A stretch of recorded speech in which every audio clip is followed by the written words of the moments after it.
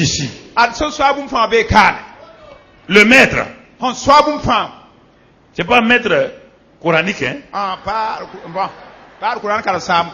Non. Le maître, c'est le Seigneur. Le Seigneur est ici. C'est une autre manière de vivre la présence de Dieu. Une autre manière, écoutez-moi, une autre manière de vivre la présence de Dieu. Frères et sœurs, qu'est-ce qu'un maître? Un maître est une personne qui gouverne, qui commande,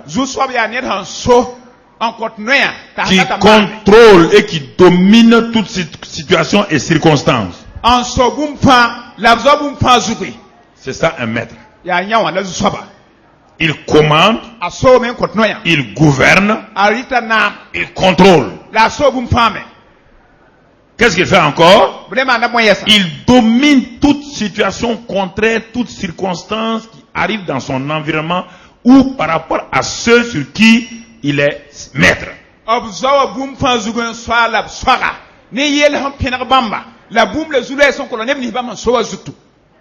Alors, si vous reconnaissez quelqu'un comme maître, cela veut dire que dans l'ancien temps en France, il y avait les apprentis, même jusqu'aujourd'hui à ça, les maîtres et tout. Ça veut dire quoi?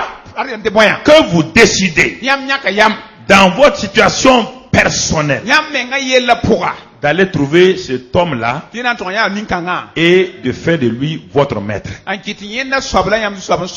De vous asseoir à ses pieds, de recevoir ses enseignements, ses instructions, de les mettre en application en tant qu'apprenti, et à la fin de votre apprentissage, le maître va vous reconnaître et maintenant il va vous confier un autre statut. Vous passez du statut d'apprenti et vous allez entrer dans cette phase de stagiaire pour qu'on vous regarde, et au bout de quelques années vous serez appelé aussi maître.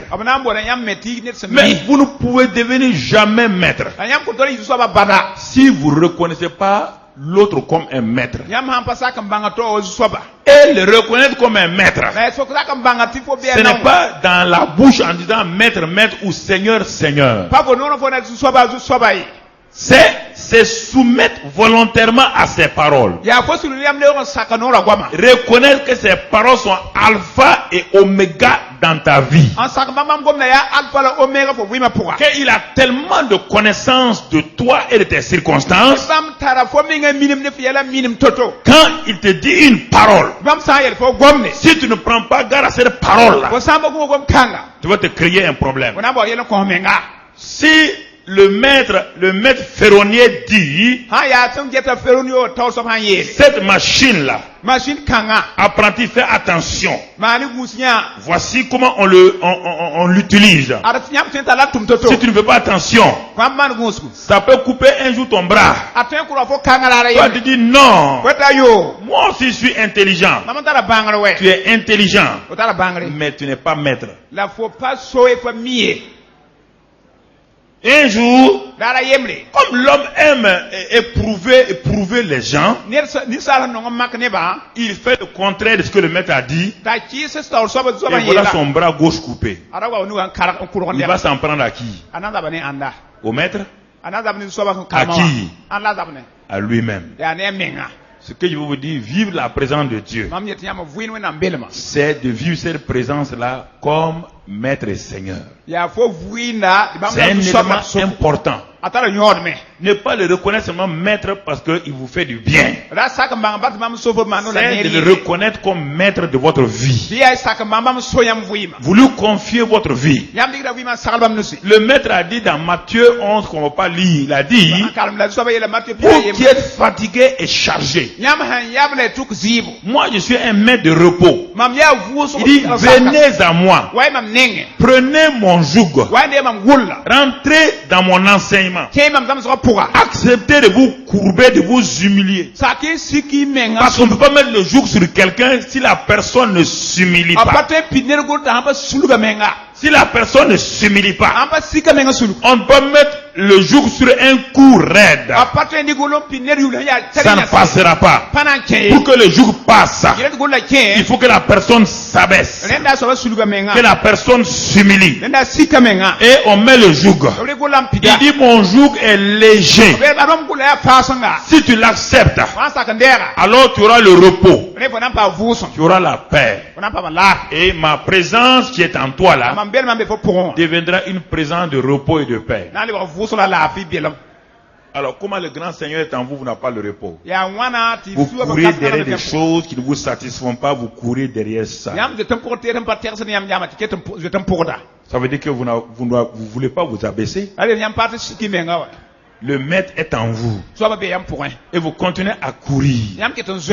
Vous courez, vous cherchez quoi? En quoi est-il Seigneur? Malachie 1, verset 6. Un fils honore son père. Et un serviteur son maître. Dieu me dit, si je suis père, où est l'honneur qui m'est dû?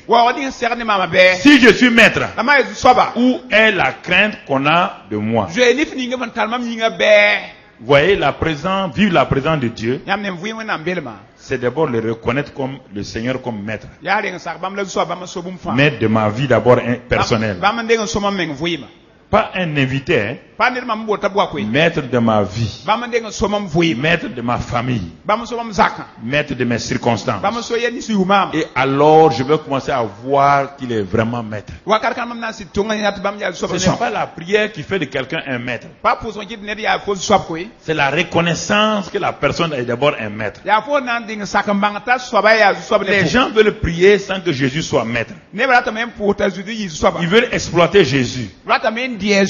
Mais quand Jésus est un maître là, qu'il est Seigneur dans ta vie là, tu n'as pas besoin de le prier longtemps.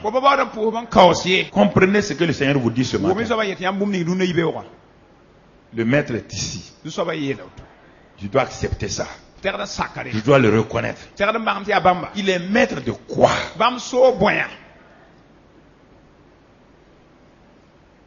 Je dis un maître, c'est quelqu'un qui domine, qui contrôle, qui gouverne, qui commande, qui domine les circonstances, les situations les plus difficiles. C'est ça le maître. Jésus dit, si je suis un maître, si tu m'as reconnu comme maître, c'est ça les étudiants, les élèves. Vous dire que celui-ci est un professeur, et vous lapidez votre professeur, tu seras lapidé. Quiconque lape son professeur sera lapidé. Quiconque lapide son père sera lapidé quand il sera père. Quoi qu'il dise, il sera lapidé. Ce qu'il a sémé en lapidant son père là, ses enfants vont le lapider.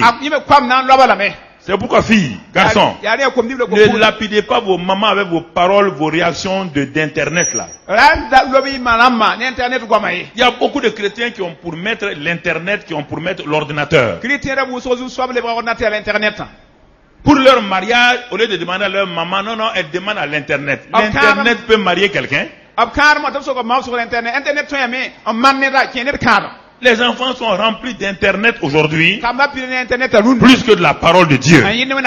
Et c'est ça qui fait, quand je les regarde, parfois on remue la tête, parce que tu veux leur parler, ils vont dire, tu les aimes pas. Rapidement dit, ils ne nous aiment pas. Non. Est-ce qu'un père n'aime pas son fils? Est-ce qu'un père n'aime pas sa fille? Mais si tu élèves l'internet au niveau de ton papa, si l'ordinateur, tu le mets à égalité avec ton papa, pas problème. Tu auras problème.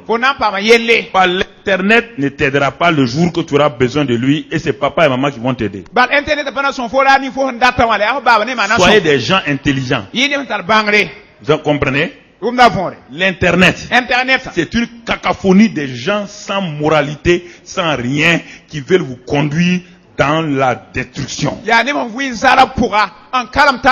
Aucun papa ne va voir son enfant laisser faire ce qu'il veut, mais l'internet s'en fout. L'internet dit tu peux coucher avec tous les garçons, il n'y a pas de problème. Il n'y a pas de problème jusqu'au jour où il y aura un problème. L'internet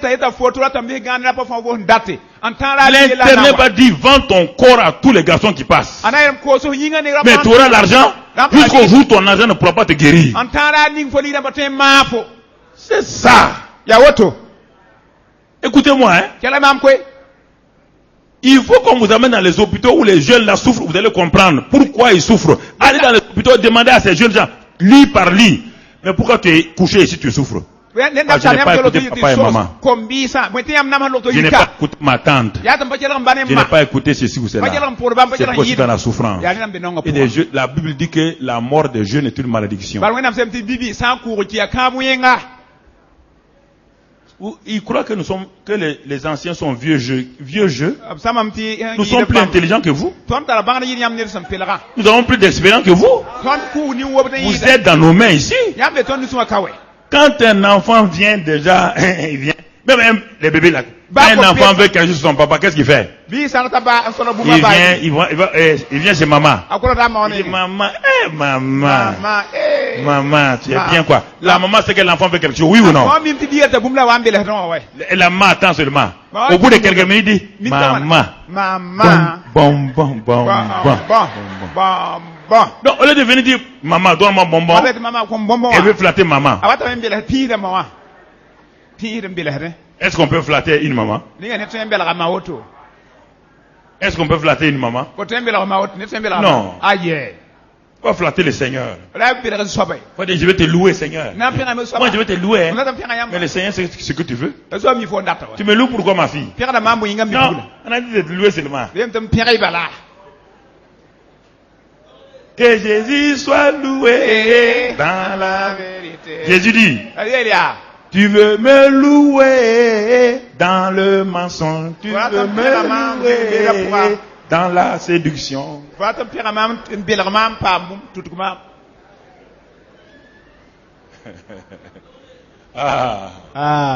Écoutez, le Seigneur veut notre bien. Dis à ton voisin, le Seigneur veut ton bien. Il ne veut rien de mal pour toi.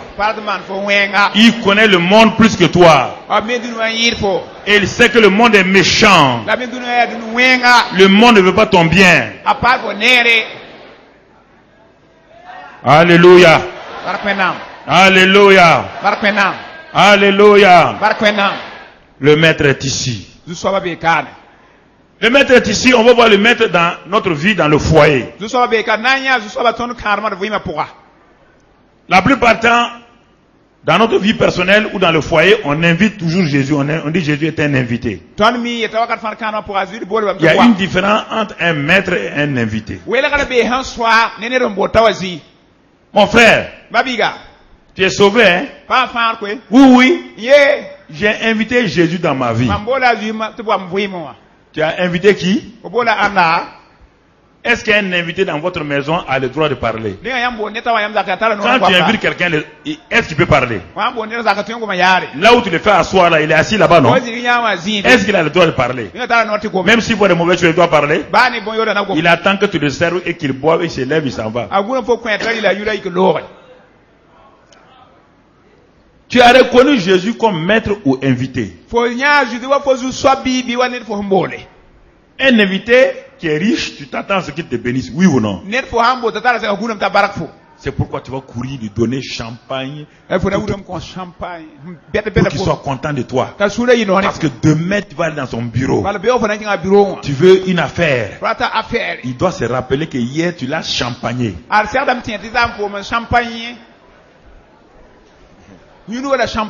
Voilà. C'est ça.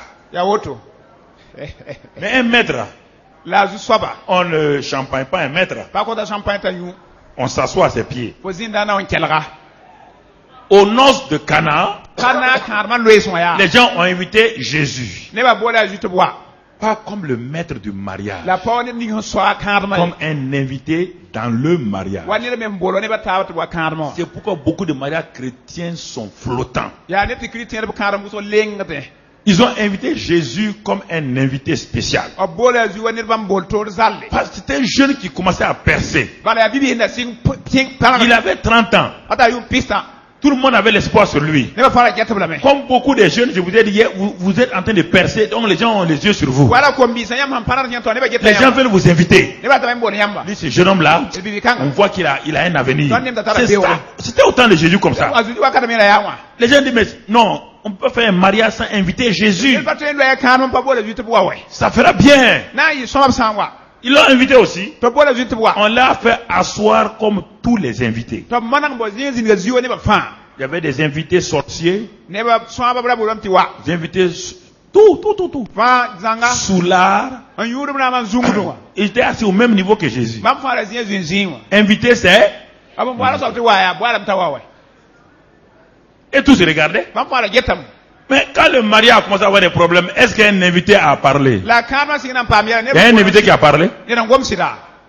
Si je t'ai invité dans ton mariage, dans ta vie, ma soeur, quand tu veux vouloir marier ce garçon-là, Jésus sait que le garçon-là est rempli de méchanceté. Mais quand tu ne lui demandes pas son avis, il va te regarder, marie-la. Marie-le du moins.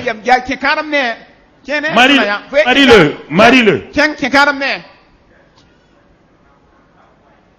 Ah non. Nous, quand on veut choisir nos maris, maman se mêle là-dedans. Papa se mêle là-dedans. Toi, tu veux choisir ton mari? Un escroc comme ça que je promets, tu ne le connais même pas.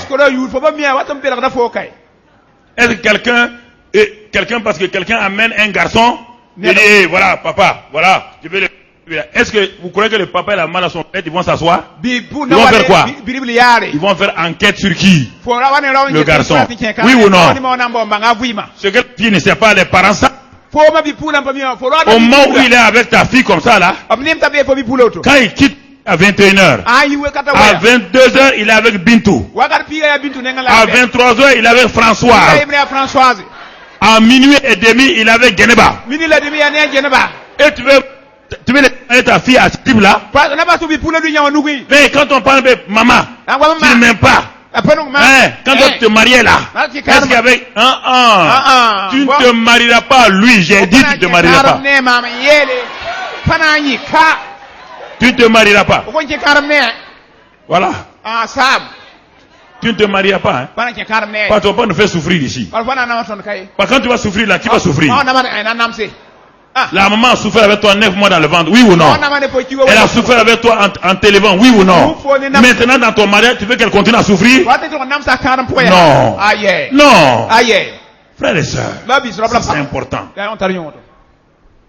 La bénédiction d'un papa et d'une maman, c'est la plus grande chose qu'un enfant peut avoir.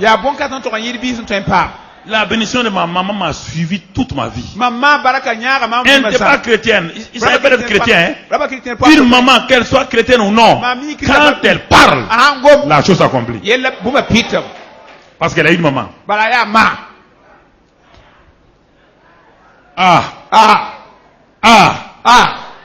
C'est important, frères et sœurs. Le maître est ici. Jésus était là. Il regarde les gens partir. Comme Marie reconnaissait Jésus. Comme le maître du foyer, le maître du mariage. Est-ce que Jésus est parti parler à Pierre? Est-ce qu'il a dit, Pierre, il faut aider les gens là? Est-ce que Pierre peut? Le mariage de Pierre là est en difficulté. Est-ce qu'il peut aider quelqu'un? Vous partez vous faire conseiller par des conseillers matrimoniaux qui ont divorcé 25 fois.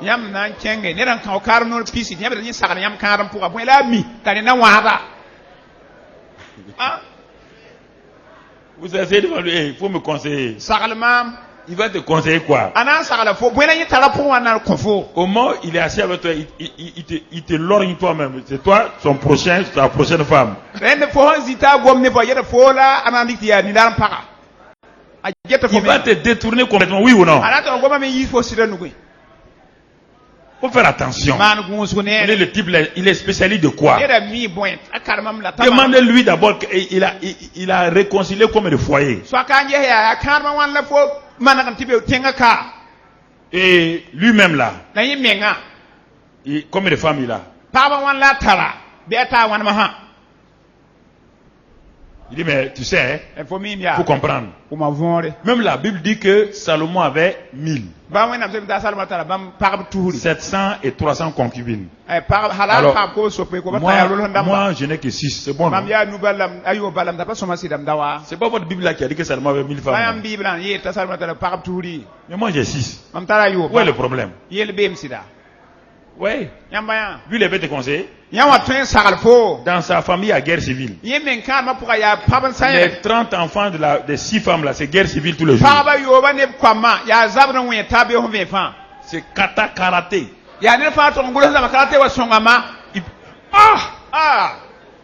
C'est le problème. Vous partez chez les prophètes, les prophétesses. La prophétesse là ne tient même pas sa maison. Tu as déjà, depuis que tu vas chez la prophétesse, tu as déjà vu son mari? Tu as déjà vu son mari? Alors, une prophétesse qui ne te montre pas son mari, qui ne permet pas que son mari vienne parler, et toi tu es assis là-bas, elle est prophétesse de quoi? C'est ça? Elle va détruire ton foyer. Elle ne veut même pas que son mari parle. Il y avait une femme comme ça. Qui était à l'église mais qui ne reconnaît pas que Jésus est Seigneur. À chaque réunion, elle se lève. Tant de témoins, elle témoigne. Les gens voient son mari en ville. Ta femme là. Tu es une très bonne femme. Il dit, ah bon? Qu'est-ce qu'elle fait? On dit, mais elle a dit dimanche passé que Dieu a fait ça dans sa famille. Que Dieu a fait ça. Dieu a fait ça. Dieu a fait ça. Le mari dit, c'est bien. Quand un mari répond par une femme répond par il faut le laisser. Vaut mieux partir, tu as compris ce que ça veut dire. Donc, le mari dit, bon, quand il est venu, la femme est partie à l'église. Il est venu, il s'est assis derrière. Au dernier banc. Quand le temps de témoin est arrivé, elle a levé la main encore. Il dit, je vais témoigner ce que Dieu a fait dans ma vie. Quand elle est arrivée devant, maintenant quand elle a pris le micro, le mari s'est levé et dit, je suis là. Elle a dit, bon, ok. Elle a dit au maître de cérémonie, là, bon, demain, je vais témoigner. Le mari dit, ton mensonge là va finir maintenant. Toi, tu sèmes la pagaille dans la maison. Tu viens à l'église pour témoigner que Dieu a fait. Dieu a fait quoi? Si Dieu était comme ça, il y a longtemps, moi, je serais avec toi à l'église. Le maître est ici. Est-ce que tu le reconnais? La question est là. Le maître est dans ton foyer, tu le reconnais? Le foyer est en train de se gâter. Le mari est en train de se gâter. Personne ne pouvait sauver. Mais quand Jésus a été reconnu comme maître, non plus comme un invité, il a été reconnu comme maître. En quelques minutes, le foyer a été quoi? Le miracle de la réconciliation a eu lieu, oui ou non? Le foyer a été béni, oui ou non? Alors, frères et sœurs, Jésus peut être quelque part. Il peut être quelque part avec toi, mais il ne te sert à rien. Oui, vivre la présence du Seigneur, c'est vivre sa seigneurie. C'est vivre qu'il est maître. C'est ça, vivre la seigneurie. Donc, vivre la présence du Seigneur en tant que maître. En tant que maître. Il sauve votre foyer. Il restaure votre foyer. Il bénit votre foyer. C'est pourquoi dans ce même passage-là, le prophète Malachie dit aux gens, aux maris, il dit Marie. Ça dans Malachie 2, on ne va pas le lire. Malachie 2. Il dit, vous dites que Jésus est Seigneur, vous dites ceci ou cela là. Il dit, mais si je suis Seigneur, mais quand moi je te regarde, Il dit, tu as été infidèle à la femme de ta jeunesse. Tu es infidèle à la femme de ta jeunesse. La femme que tu as mariée légalement là, souffre entre tes mains. Il dit, et tu dis que tu es béni, ta bénédiction te sert à quoi?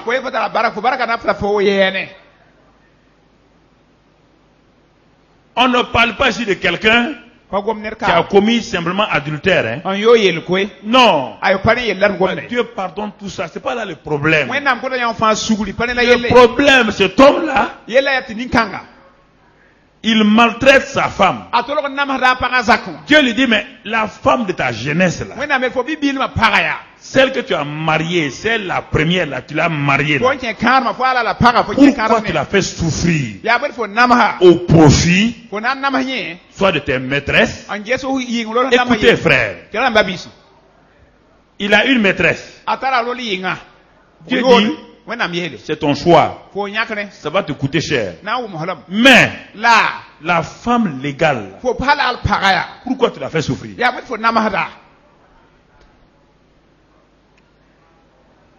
Pourquoi tu l'as fait souffrir?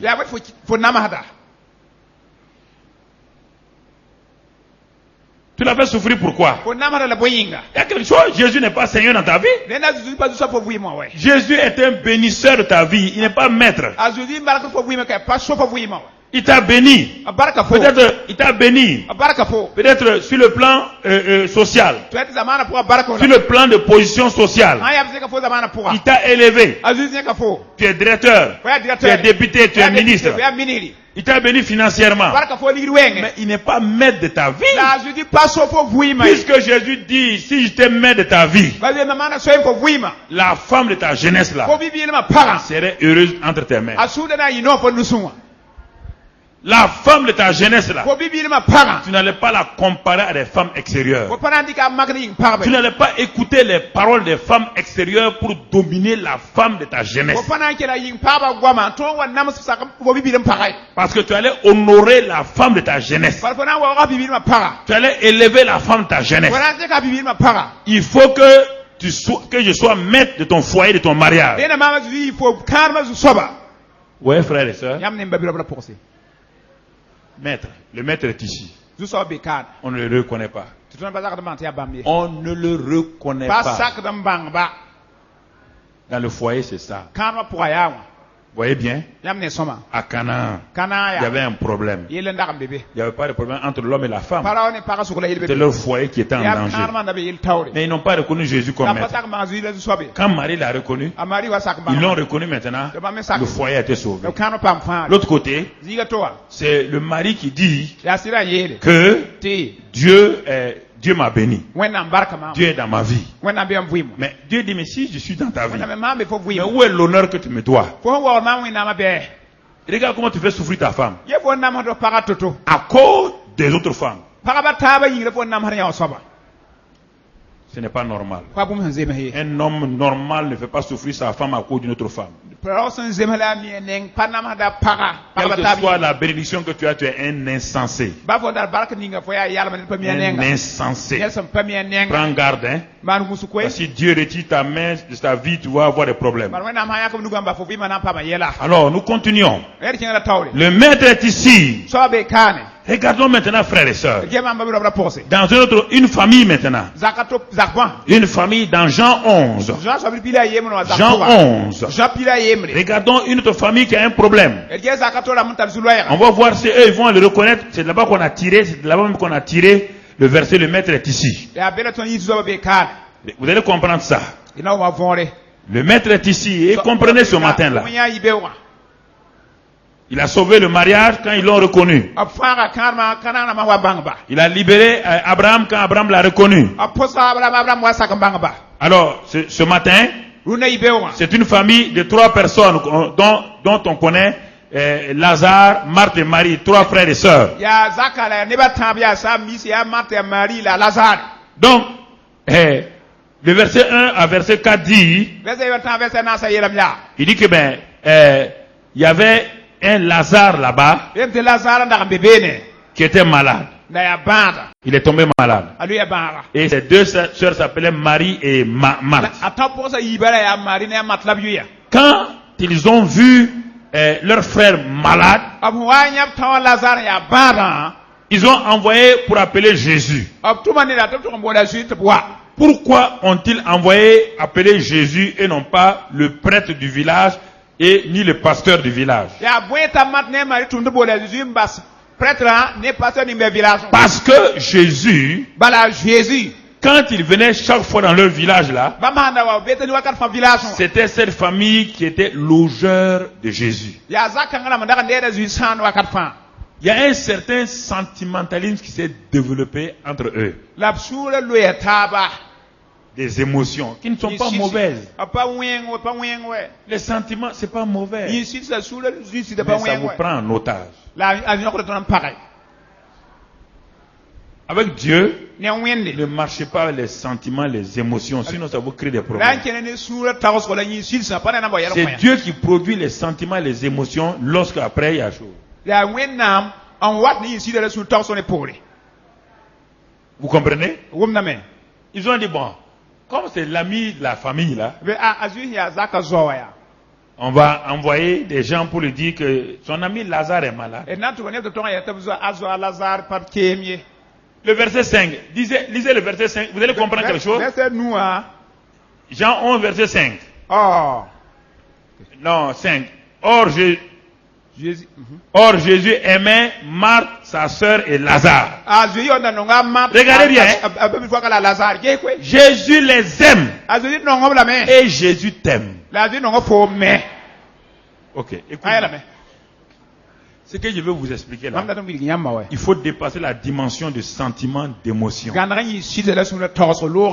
Sinon vous allez vous embourber dans vos... Pas les émotions changent. En 10 minutes, une femme et son mari sont assis. Ils sont en train de bien causer. 10 minutes plus tard, c'est bagarre. Un seul mot, mais le feu à la maison.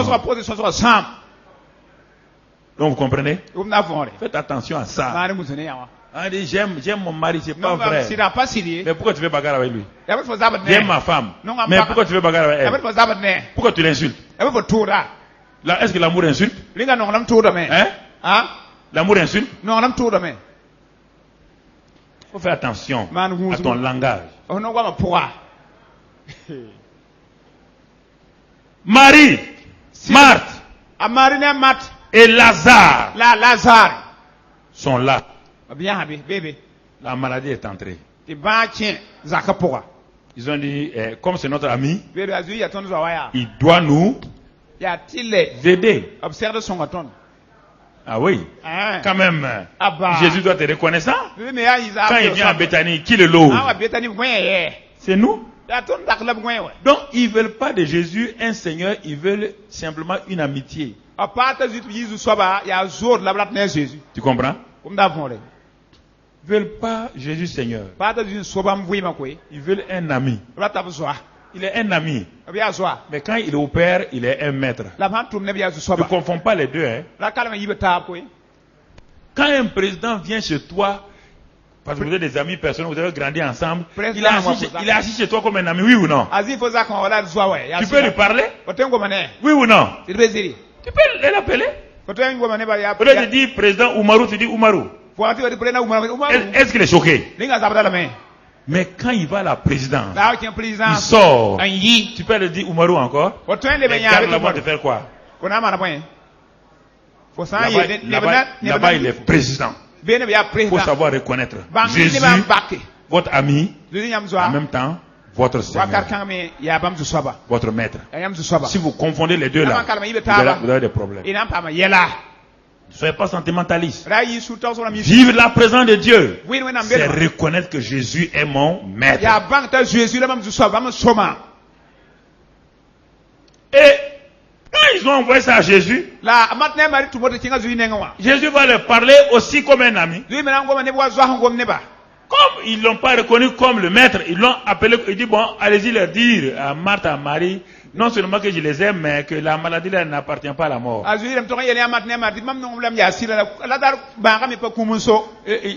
ont été déçues. Quand les envoyés sont venus, Lazare a dit, mais qu'est-ce que notre ami vous a dit?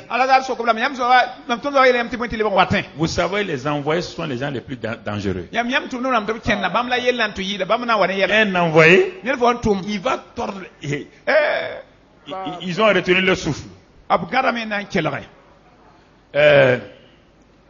Est-ce que vraiment Jésus là est votre ami? Ils ont dit oui. Viens voir la chambre d'amis qu'on a pour lui. La chambre d'amis.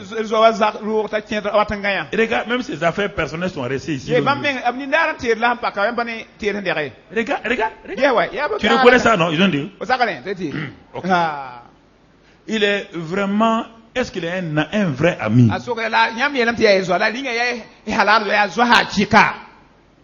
Ils ont dit, mais oui. Marie dit, quand il vient ici, là, moi, je m'assois à ses pieds. Ah bon? Tu t'assois à ses pieds. Mais quand on est parti, il ne nous a même pas laissé nous asseoir. Il nous a donné un message pour venir vous donner. Comme c'est votre ami, là, vous dites c'est votre ami. C'est ça. Dieu c'est votre ami. Il nous a dit. Hey, Sirbuna. C'est son nom. Sirbuna, c'est lui. Sirbuna. Et Yamba. Tu étais témoin, non? Et puis maintenant ils vont changer les sentiments. Il nous a dit de vous dire que cette maladie-là n'appartient pas à la mort. Que le Fils de Dieu sera glorifié par la mort de Lazare. Ah bon? Il a dit ça. Alors, c'est pourquoi vous demandez si c'est votre ami? Il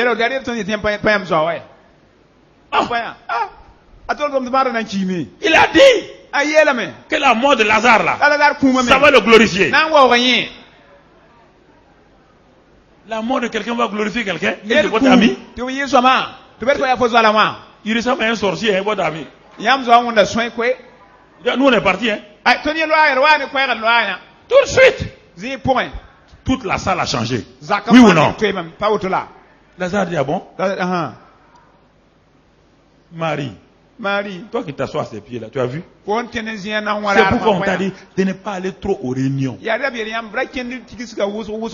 le temps, vous priez. Regardez maintenant. Hein?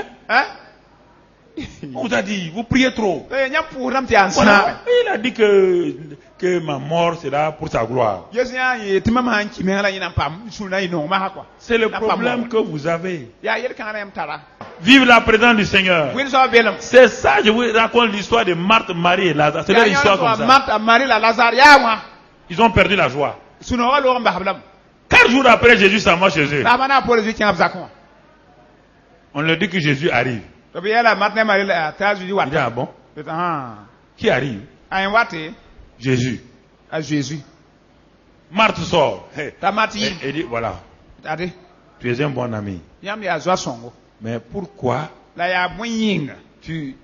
une amitié comme ça, c'est pas bien quand même. Au moment où on avait besoin de toi, là, tu n'es pas venu. Tu es venu en retard.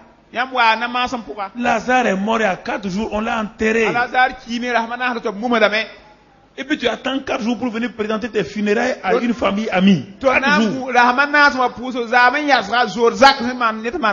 Tu n'es pas venu le sauver. Mais après sa mort encore. Il n'est même pas venu le lendemain pour nous saluer. C'est 4 jours après. Donc elle le voit qui? Elle voit un simple ami. Jésus lui dit, Marthe, tu ne me connais pas alors? Il dit, mais je te connais. Comment je ne te connais pas? C'est pas toi qui viens chez nous tout le temps manger là. Quand tu viens, on te fait foutu. Hein? Toi, tu aimes le riz gras. Tu as mangé le riz gras de mon riz gras combien de fois? Hein? Comment? Comment je te connais pas? Je te connais? Je te connais? Quand j'apprends même que tu es à Jérusalem là, j'envoie quoi là-bas? J'envoie des frères pour toi. Tu as bu mon dégué frère. Tu as mangé mon samsa. Tu as mangé mon riz gras. Et tu n'es pas capable de venir. Jésus dit, mangez mon samsa. Tu as mangé mon riz gras. Et tu n'es pas capable de venir. Jésus dit, je suis la résurrection et la vie. Il dit, oui. C'est la résurrection et la vie. Mais tout le monde va ressusciter. Jésus est étonné. Il dit, Marthe. C'est ça? Il dit, oui. Jésus dit, je suis là et la vie. Elle dit non. Le jour de la résurrection là, que tu sois là ou pas, tout le monde va ressusciter. Donc ça ne dépend pas de toi. Donc elle n'a pas reconnu Jésus comme le maître de la résurrection de la mort. Oui ou non? C'est ça qui fait votre problème. Vous voulez analyser Jésus. Vous ne savez pas ce qu'il fait, il vous connaît. Et le verset qui suit, verset 38, et là où le maître est ici, regardez bien. Quoi, c'est 28, non? 28. Elle retourne et elle s'en va appeler sa sœur. Quand elle appelle sa sœur, ayant ainsi parlé, elle s'en alla. Puis elle appela secrètement Marie, sa sœur, secrètement. Et elle lui dit, le maître est... Est-ce qu'il a dit en public? Il a dit en public? Il y a des gens qui aiment dire Jésus est Seigneur en privé. Ils n'osent pas confesser leur foi publiquement. C'est secrètement qu'il aime dire Jésus est Seigneur. Sinon, si Jésus est Seigneur, pourquoi tu as des problèmes? Alors pourquoi il ne résout pas tes problèmes? Elle dit le maître est... Mais elle vient de dire une vérité dont elle n'est pas consciente. Quand tu dis Seigneur, là, tu dis une vérité dont tu n'es pas conscient. Le maître est ici. Le maître est ici. Tu l'appelles maître. C'est pas toi qui viens de dire qu'il n'est pas la résurrection. Il a dit qu'il est la vie. Ce n'est pas toi qui as dit qu'il n'est pas la vie. Et tu parles à ta sœur en secret que le maître est ici. Le maître est ici. Regardez, frère. Vous dites que vous aimez Jésus. Ce n'est pas faux. Vous l'aimez, il vous aime. Mais regardez tout ce que vous manquez. Regardez tout ce que vous manquez. Si vous l'avez reconnu là, personne ne vous obligera à le louer, à le bénir, à le prier. La religion oblige les gens. Tel sacrifice. Genoux flexion. Dorsaux flexion. Tête flexion. On nous fait souffrir. Sinon Dieu n'est pas content. Il faut faire tel sacrifice. Sinon Dieu n'est pas content. Un Dieu qui est tout le temps en colère. Tout le temps en colère contre les gens. Un Dieu qui ne donne pas le repos. Un Dieu qui est exigeant.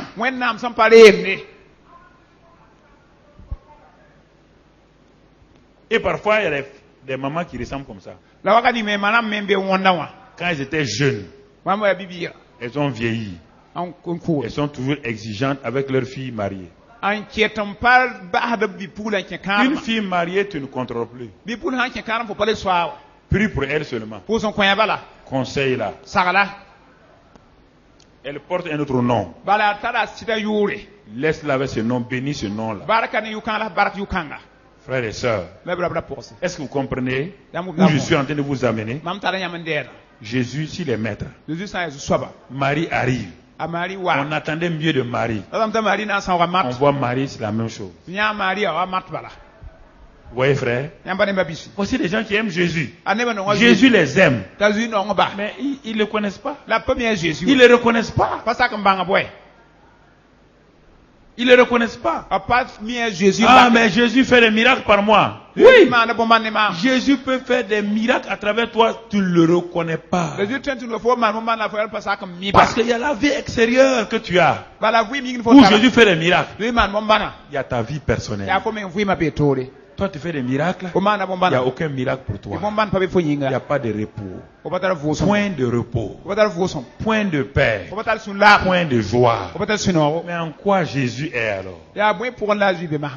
Il est le maître de la maladie du dehors. Mais ton âme qui est malade n'est pas guérie. Le rejet est en toi. Tu vis dans le rejet.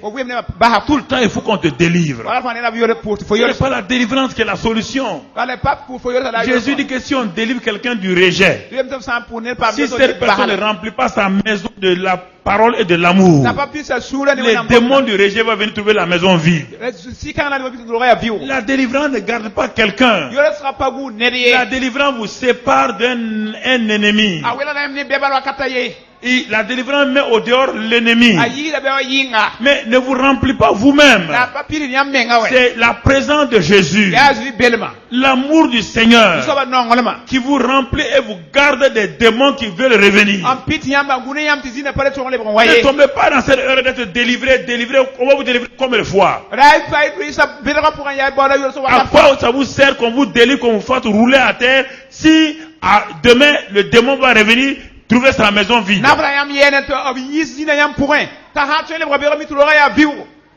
Donc vous voyez la frère et soeur, Marthe et Marie et Lazare. Il était aimé de Dieu, mais Lazare est mort. L'amour de Marie est mort. L'espoir de Marthe est mort. Ils sont sans espérance quand Jésus arrivait. Jésus est là ce matin. Il est en toi. Qu'est-ce qu'il trouve? Toute ton espérance morte. Quand il regarde tes yeux n'ont pas la vie. Tu cherches la vie dans d'autres activités que Jésus. C'est terrible.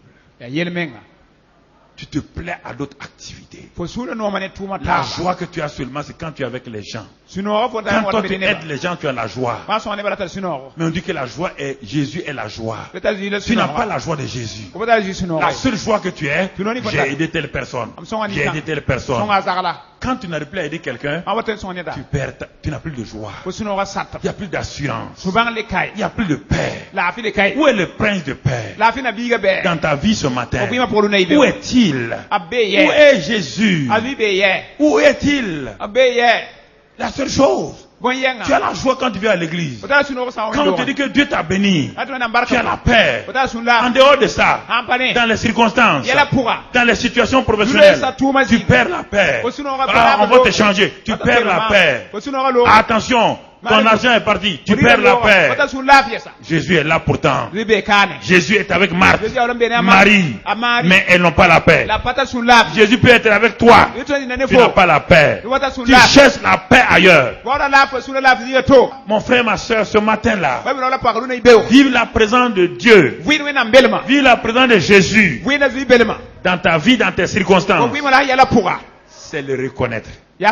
Quand il dit je suis la résurrection, reconnais-le. Quand il dit je suis la vie, reconnais-le. Quand il dit je suis ta délivrance, reconnais-le. Quand il dit je suis ta solution, reconnais-le. Commence à le louer pour ça. Ne compte pas sur quelqu'un d'autre. Le maître est ici. Alors, Jésus a tout fait. Il n'y a pas moyen. Marthe l'a pas reconnu comme maître. Marie l'a pas reconnu comme maître. Ça a tellement touché Jésus que le fait que Marthe et Marie l'ont pas reconnu, ça a affecté toute la foule qui a commencé à parler négativement de Jésus. Vous entendez? Quand vous ne le reconnaissez pas, vous contaminez les gens et les gens parlent mal de votre Jésus.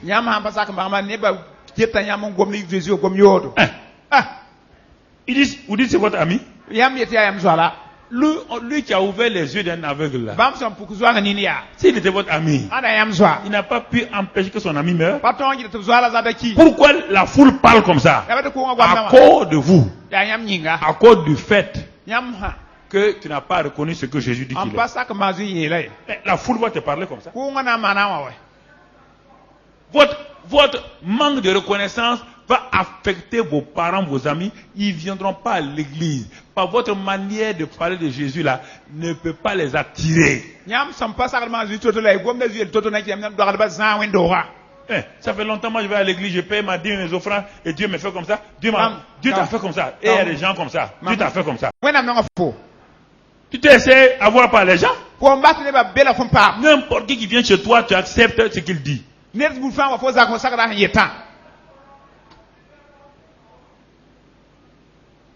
N'importe qui. Qui vient chez toi. Ah bon? On ne t'aime pas à l'église, hein? Oui, ça suffit largement. Toute la semaine, tu es troublé. Qui ne t'aime pas là? Qui t'a dit qu'il ne t'aime pas? Qui t'a dit ça? C'est l'autre là qui est venu dire. L'autre qui? Si tu viens avec cette pensée-là, tu peux recevoir quelque chose de moi? Hein? Combien rester à la maison? Tu vas rien recevoir. Tu es déjà rejeté. Oui ou non? Un chrétien qui est rejeté peut recevoir quelque chose de quelqu'un? Voici comment Satan vous trouble. Satan vous trouble. Le maître est ici. Bon, ok. Allons le voir. Le maître est ici. Qu'est-ce qu'on va faire? Le maître est ici.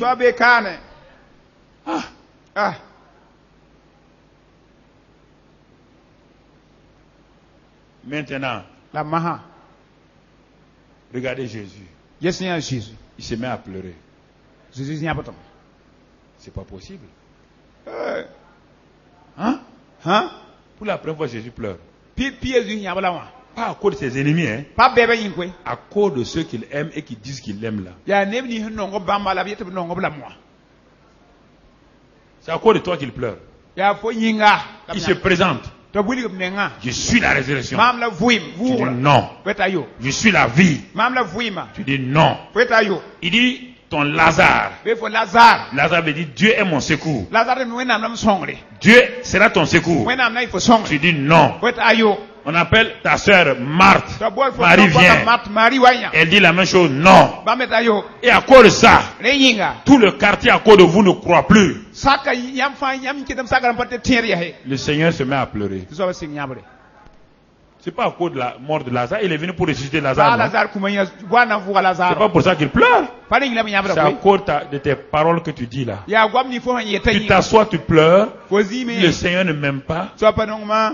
Si le Seigneur m'aimait, pourquoi cela m'arrive? Tu dis à Jésus qu'il est sans cœur. Il est sans cœur. Sans cœur. S'il avait un cœur, il allait faire ça. Il allait faire ça. Il allait faire ça. Mais toi, tu as refusé sa parole. Il a dit que la maladie n'appartient pas à la mort. Il t'a déjà parlé? Il t'aime. Il t'a envoyé sa parole. Tu refuses. Il t'aime. Tu refuses sa parole. Tu veux qu'il fasse quoi? Tu es laissé à toi-même maintenant. Tu es laissé à toi-même. Et ceux qui sont venus en grand nombre pour te consoler là, ce sont des faux consolateurs. Ils ne peuvent pas te faire, ils peuvent pas te consoler. Parce qu'ils ne sont pas la résurrection. Ils ne sont pas la vie. C'est Jésus qui est la vie et la résurrection. Pourquoi vous aimez laisser les gens rentrer chez vous pour vous troubler? Il y a quelque chose qui n'est pas stable en vous. Il y a quelque chose qui est inconstant en vous. Vous êtes sur un nombrilisme. Vous cherchez que tout le monde parle bien de vous. Tout le monde dise que ça va, que vous êtes le champion. Ça vous sert à quoi? Ça vous sert à quoi que tout le monde vous applaudisse? On a voulu prendre Jésus pour faire de lui roi. Est-ce qu'il a accepté? On est venu, Nicodème est venu dire, jamais un homme n'a parlé comme ça, Dieu avec toi. Est-ce qu'il a accepté? Chaque fois qu'on venait vanter Jésus, est-ce qu'il a accepté? C'est ça. Sans Jésus, tu n'as rien, tu n'as pas de valeur. On va demander pourquoi. Laisse qu'on vende Jésus. Vante Jésus toi-même. Élève Jésus. Alors Jésus a dit, bon, ok. Comme personne ne croit que je suis un maître, tout le monde m'accepte, Jésus est Seigneur, Jésus est maître, mais dans leur situation, ils ne croient pas. Ils sont en train de courir à gauche, à droite. Faites attention. On termine.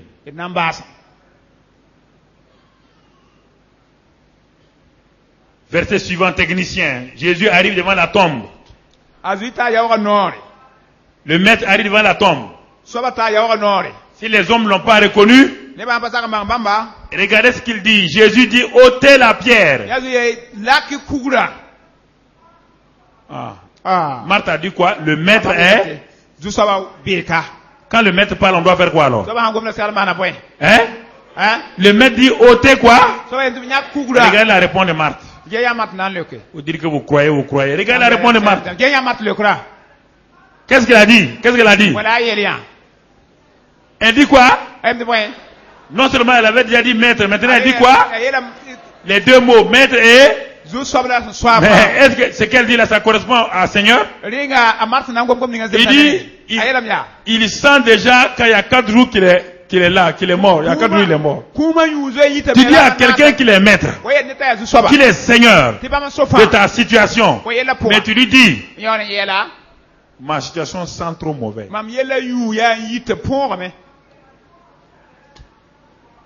Mon Lazare est pourri. Ma situation familiale est pourrie. Et tu appelles Jésus pour dire ça. Mes enfants là c'est fini. Mon mari c'est fini. Jésus dit, et tu oses me dire Seigneur. Le seul mot positif qui soit ta bouche c'est Seigneur. Le reste est mauvais. Rouler la pierre. Ça, maintenant, Jésus rougit les yeux. Il dit, c'est plus question de demain, c'est une question de maître et Seigneur. Tu comprends? Il faut parler, demander à quelqu'un de prier. Hein. Il dit, ôtez la pierre. Qui a mis la pierre? Qui a mis la pierre sur ton Lazare? C'est qui? Toi-même. Il faut dire c'est moi-même. Jésus lui dit, ôte la pierre, roule la pierre, roule. Tout ce que tu vas dire, pleurer là, ça ne sert à rien. Roule la pierre. C'est vous qui avez mis la pierre de l'incrédulité, la pierre de l'insoumission, la pierre, vous avez mis la pierre sur votre vie.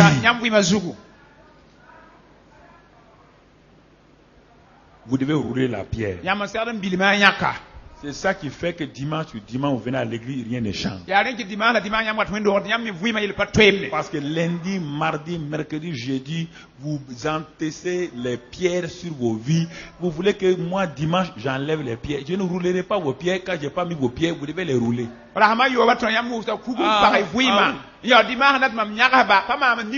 ne roulerai pas vos pierres, je n'aime pas rouler vos pierres. Vous devez les rouler.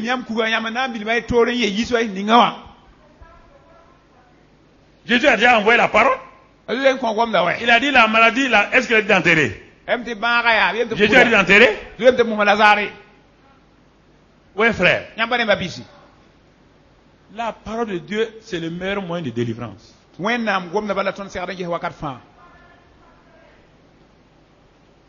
À la fin, comme ils ont vu que Jésus ne tergiverse pas, verset suivant, qu'est-ce qu'ils ont fait? Verset suivant, mon frère.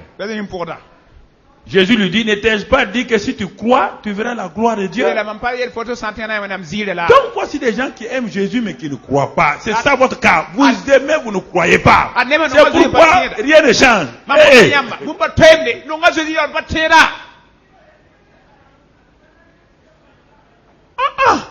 Rien ne change.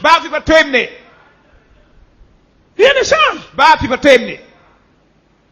Tu as enterré Lazare. J'ai dit de ne pas l'enterrer. Tu as roulé la pierre. Je ne t'ai pas dit de rouler la pierre.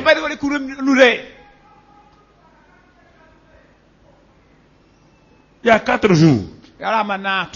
Il y a 20 ans que tu es dans le tombeau. Tu t'es placé dans le tombeau. Mais Lazare qui est dans le tombeau, il s'appelle qui? Dieu est mon secours. Dieu est mon secours est dans un tombeau. Un homme dont Dieu est le secours est dans un tombeau. Dieu ne le laissera pas. Dieu dit ceux qui ont mis Dieu est mon secours là, Dieu dit ceux qui ont mis Dieu est mon secours là, un grand nom comme ça dans un tombeau, vous devez ouvrir la tombe. Un grand nom comme ça, Lazare. Dieu est mon secours. Et vous le mettez dans un tombeau. Dieu vient vous dire, ouvrez et libérez Lazare. Vous devez libérer Lazare. Ouvrez. Ouvrez. Votre vie là, vous l'avez mis dans le tombeau. Ça fait 10 ans, 15 ans tu viens. 20 ans tu viens. Tu as pris ta vie, tu as mis dans le tombeau. Tu as fermé. Tu viens, tu entends les messages. Jésus prêche. Ça rentre pas. Ton cœur est devenu un caillou. Quand on parle, tu juges le prédicateur. Ton cœur est devenu un caillou. Et tu as enterré tes problèmes. Ça sent mauvais. C'est toi qui sens c'est toi qui dis que ça sent. Est-ce que Jésus sent que ça sent mauvais? C'est toi qui sens l'odeur de mauvaise de ta vie là. Ta vie là sent mauvais. C'est toi qui sens ça. C'est pas Jésus. Ta vie là sent mauvais. C'est pourquoi tu dis il sent déjà. Jésus a arrêté devant quelque chose. Est-ce qu'il n'a pas eu un odorat? Est-ce que Jésus a dit qu'il sent mauvais? Est-ce que Jésus a dit que ta vie sent mauvais? Jésus est venu pour libérer ta vie. Lazare est ta personne, est ton être intérieur. Lazare, c'est ta vraie personne et tu l'as mis dans un tombeau. Jésus veut le libérer ce matin. Tu l'as emprisonné. Jésus s'arrête et te dit, ma fille, roule la pierre. Parce que ton Lazare là, s'il sent mauvais, c'est pas moi qui l'ai mis là-bas. Roule la pierre. En faisant quoi? En croyant. Ose croire aujourd'hui. Jusqu'à présent, tu dis tu crois. Si tu crois, croire c'est agir. Roule la pierre. Confesse que tu es incrédule. Confesse que ton cœur est dur. Ta tête a accepté les messages, mais ton cœur ne l'a pas accepté. Ton cœur a accepté la nouvelle création, mais ton cœur ne l'a pas accepté. Ta tête a accepté, ton cœur ne l'a pas accepté. Ta tête a accepté le royaume des cieux. Ta tête a accepté les vérités que je te prêche. Regarde ton cœur. Regarde quand tu sors ce que tu fais. Un mauvais témoignage. Ça veut dire que ta tête a accepté les vérités comme Marthe et Marie. Ton cœur n'a jamais accepté. C'est pourquoi tu maltraites ta femme. Tu maltraites ta femme. C'est pourquoi mon frère, pour un rien, parce que ta tête raisonne, ta tête fait des déductions, et c'est pourquoi pour un rien, tu veux pas, parce que tu es quelqu'un. C'est ça, hein. Jésus ne joue pas, il dit ce matin-là, il faut que tu vives ma présence comme maître et seigneur. À la fin, qu'est-ce qu'ils ont fait? Ils ôtaient la pierre. Ils ôtaient donc là. Maintenant, quand tu as fait ta part, Jésus va faire ça. La part de Jésus, c'est quoi? Il a levé les yeux, il a rendu grâce au Père. Quand il a levé les yeux, il a rendu grâce au Père, il a vu la gloire du Père. Oui ou non? C'est ça qu'il faut faire. Il ne faut pas voir. Est-ce qu'il a regardé d'abord le tombeau? Il a regardé quoi? La présence du Père en lui, avec lui. Quand il a fini de regarder, il est sûr que le Père est là. Il a fixé les yeux sur le tombeau. Le verset suivant, quand il a regardé le tombeau, et non, continue mon frère. Ayant dit cela, il cria d'une voix forte. Qu'est-ce qu'il dit? Ça, ça part. Il dit, Lazare, Lazare, sors. Lazare, Lazare, sors.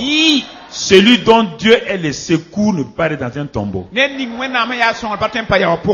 Non. Même si on l'a enterré, il sort. C'est pourquoi ta destinée doit sortir ce matin. Ta destinée va sortir ce matin. Ton avenir va sortir ce matin. Ta prospérité va sortir ce matin. Ta victoire va sortir ce matin. La gloire de Dieu va sortir ce matin. Rien ne peut enterrer Lazare. Lazare. Sors. Lazare. Sors. Asseyez-vous maintenant. Et regarde la suite. Regarde la suite. Qu'est-ce que la Bible dit? Et le mort. Qu'est-ce qu'on a dit? Lazare est sorti. Et le mort sorti. Ah bon? Un mort qui sort. On n'a pas dit que Lazare est sorti. Hein? On dit et le mort sorti. Ah bon? Est-ce que vous avez compris? On dirait que vous n'avez pas compris. Hein? Jésus s'adresse à Lazare. Ce mort-là a un nom. Il s'appelle qui? Ce mort-là s'appelle qui? Mais au cimetière, Lazare était le seul mort. Il y avait des milliers de morts, non? Est-ce que Jésus a dit que tous les morts sortent? Jésus s'adresse à ton mort, à ton Lazare.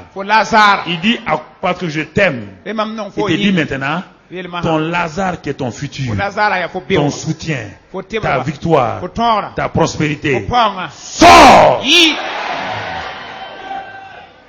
Et le mort sortit. Et le mort, est-ce qu'on a dit le vivant? Le mort, quand le maître de la mort parle à la mort fait quoi? La mort fait quoi? Elle sort. La mort fait quoi? Sort. Et tu comprends? Si vous vivez dans ça là, ce que je vous dis là, vous écoutez mes filles. J'ai envie de sortir mon cœur vous donner. Et le mort sorti, mais quand il est sorti, il y a deux choses que Jésus demande. Roulez la pierre. Vous avez mis la pierre. Deuxième chose, le mort sorti comment? Qui l'a lié? Dieu. Qui l'a lié? Jésus dit quoi? Déliez-le et... Alors mon frère, quand Lazare sort, tu vois bien la délivrance maintenant.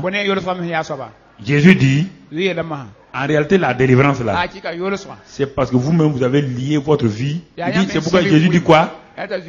Jésus donne la vie, il ne délivre pas les gens, il donne la quoi?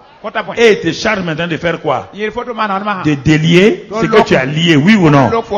C'est pourquoi on appelle des gens pour venir délier.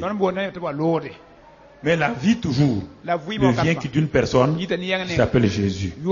La victoire ne vient d'une seule personne, Jésus. La sagesse vient d'une seule personne, Jésus. Tout vient d'une seule personne appelée. Donc, ceux qui délient là, ce sont les ministères secondaires. Parce qu'ils ont lié, on leur dit de délier. De délier. Tu as le pouvoir de faire ça. Délie ta vie à ta propre langue. Ta propre langue a lié ta vie. Tu as maudit ta vie. Ta mère a maudit. Dieu dit aux mamans ce matin, délie ta fille. C'est toi qui l'as liée. Tu l'as insultée. Tu l'as maudite. Délie ta fille. Délie ton fils. Délie ton frère. Délie ton patron. Délie ta femme. Délie ton mari. Parce que moi je donne la vie. Lazare sort. Mais toi tu dois délier. Mais toi debout et commence à remercier le Seigneur. Commence à remercier le Seigneur ce matin.